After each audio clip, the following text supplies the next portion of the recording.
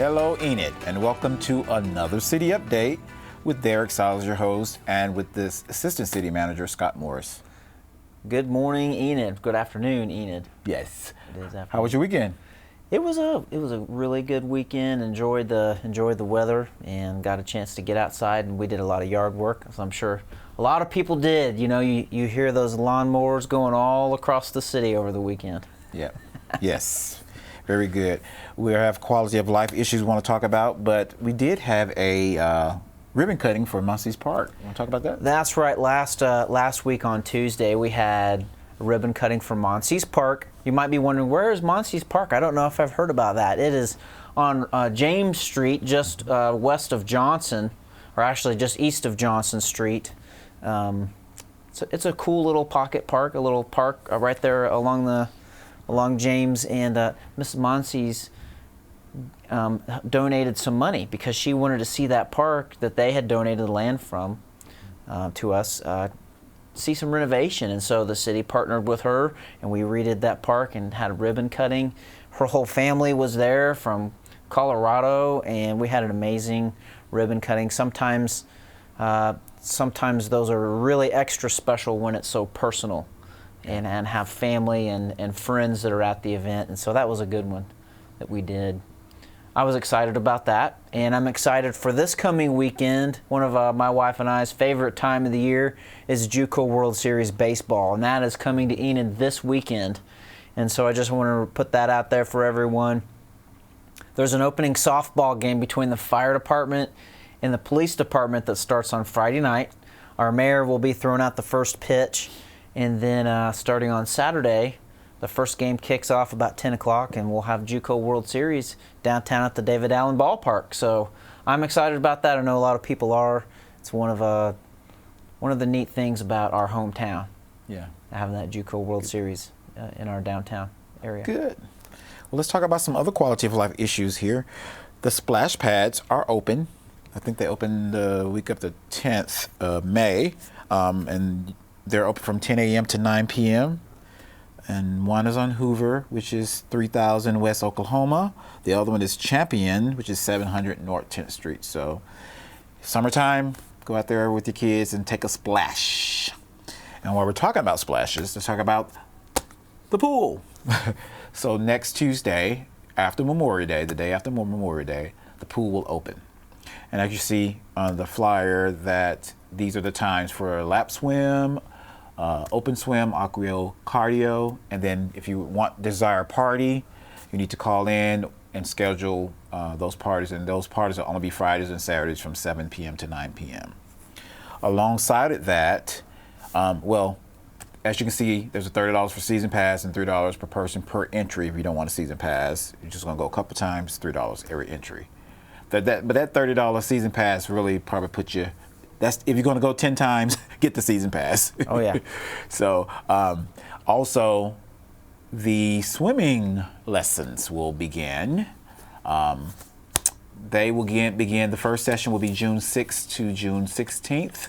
So it's time now, if you're desiring to get into that class, you need to call in now.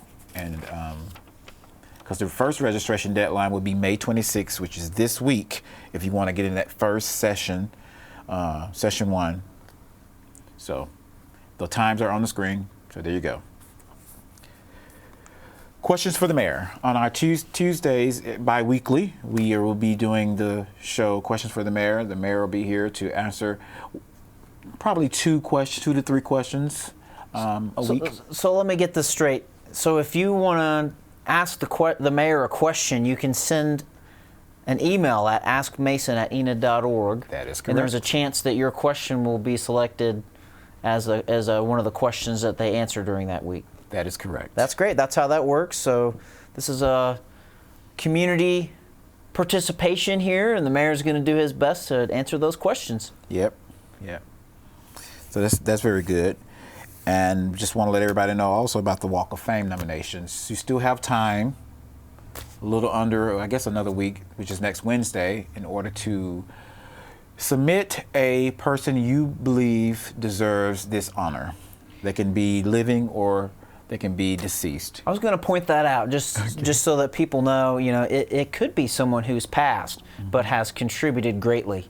Yes. I'm not sure if I've communicated that well the last few times I've talked about it, but if you have someone in mind that's gone on and left a legacy behind, this is the perfect candidate. Yes. To nominate. Yes. And the event, the actual Walk of Fame event, will be during the Cherokee Strip Days. That's usually in September, the morning of the parade. And it's usually at 9 a.m. at the Stride Bank Center. So just putting that out there. If you desire to nominate someone, you have until next Wednesday, May 31st, to nominate them to our city clerk's office. Now, let's start the infrastructure section. All right. Let's talk about it, Scott. So we're going to talk about streets a little bit. Well, it's one of my favorite things to talk about, and there are some exciting projects that are coming up in our next budget. No matter where you live in Enid, there are a few streets that most of us are impacted with. So in our next year's budget, we'll be resurfacing 10th Street, starting at Garriott and going up to Chestnut. So that is a big chunk and there's a lot of traffic on 10th Street. Yeah. So we'll be putting sidewalks, redoing that entire street. So that's coming up in this year's budget. We're going to continue what we had started in last year's budget with Birch, East Birch Street from 16th to 23rd. We're going to continue on Elm Street in front of Emerson all the way to Van Buren, and hopefully they will get that coordinated and get the construction in front of the school done during the summer so that we're not impacting traffic during school. And I look forward to a great ribbon cutting when we get Elm Street finished in front of Emerson. I still have not talked to the superintendent and principal, but I am envisioning marching bands as part of the ribbon cutting. It should be great. Yeah. And another project that people will be interested in that it's in this year's budget is West Randolph in between Washington and Van Buren. Randolph is going to be resurfaced, that whole 4-lane section in between Washington and Van Buren. I know it is a little narrow. There are some potholing going on, so it'll be great when we get that section finished. So we're going to continue to work on streets. We have an asphalt program that we are being aggressive with, as well as concrete point repairs. And so we have put all of that information onto a website. Yes. And it's on our website so that people can look and find what are we working on, when are we going to be in their neighborhood. You can see what we finished and what we're going to do over the next 5 years. And so I believe right now we're going to play about a 3-minute long video on how you can go onto our website and look at what we're doing in road repairs. Okay, very good.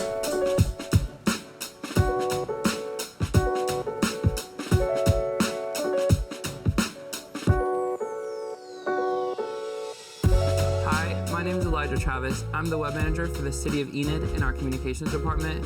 Today I'm going to be showing you how to access our future road projects through our website. So as you can see, I'm on the home page, and all you have to do is scroll down a little and you'll see this map with an icon that says road projects, and you just click that and you're able to go to the page. On this page we have a couple different things. The first thing you'll see is our 5-year street repair plan map. A little later on in this video, our engineering director, Morali, will go through this map, show you how to utilize it the best. But for now, we're just gonna scroll a little bit past that. We have some information on here that kind of explains which departments are responsible for what road projects. The first one is engineering, who are responsible for our big projects, any projects that require a lot more relocation efforts and heavier maintenance. And then we have our streets department, where they handle construction on a smaller scale, usually the smaller maintenance, asphalt, and concrete point repairs. And for any time you want to see what has been done, you can just click on the completed road projects, and we have every completed project listed by year in tables with their award, what type of work was done. And then beyond that, we have our future projects. Some of these go all the way out until the year 2030, so you're able to see any projects, whether they are in your area or you just want a general idea of what the city's working on. You're able to go here, click, and see all the projects, how long the sections are. So if you need to plan for any road closures in your area, They're available to reroute for traffic, commuting, whatever.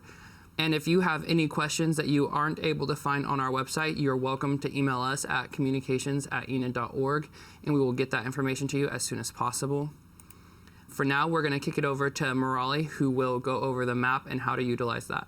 Thank you, Elijah. I'll take from here. I'm going to explain a few things in the street program. I'm going to show up on the map. Here we have a 5-year master plan on the streets, asphalt streets and concrete streets. First, I'm going to show you right here, to get to the layers. I'll go back right here in the map. It's a layer list. When you hover it, it's going to show you the layers. Once if you go there, you can expand by clicking the triangle, and you can see street point repairs, 5 years streets, 5-year asphalt plan, and 5-year asphalt plan. Very good. All right, so we're going to go ahead and move on and give you a few updates of what we're working on right now. I think right now we have a project at Government Springs that we're resurfacing some tennis courts. That's going to happen throughout the rest of the month. And this is an exciting project that we're doing, and I know that the school systems will also be happy when we get this finished. So Yes. we're working on that. And then we're also working on the planned water outage That's right. over by Garland That Road. is tomorrow. Yes, so take your baths at 7 a.m. That's right. Plan on it for tomorrow, Yeah. 8 to 5. Yes, 8 to tomorrow. 5. So that is affecting anyone connected on Garland in between Garriott and Randolph. So that includes Cedar Ridge, Garland Park, those additions over there. So we have put out the channels. We have tried to notify people. Yes. We'll talk about that a little bit more when we talk about C-Click Fix and how you can be notified by things, as we always do. But water outage tomorrow. This is a big one. Yeah, and it'll include Atwoods and ONG right there as well at the bottom. So those companies know about it, and then the residents know about it as well. This is kind of a final relocation on utilities and some work we've been doing there in preparation as we've talked about streets. If you want to look, this area of Garland in between Garriott and Randolph is scheduled in our budget over the next few years to be redesigned into a 4-lane with sidewalks, and it's going to be very nice. So I know that will improve some congestion in that area, especially with people turning in and out of Cedar Ridge. Yes. Very good. Let's talk about employment.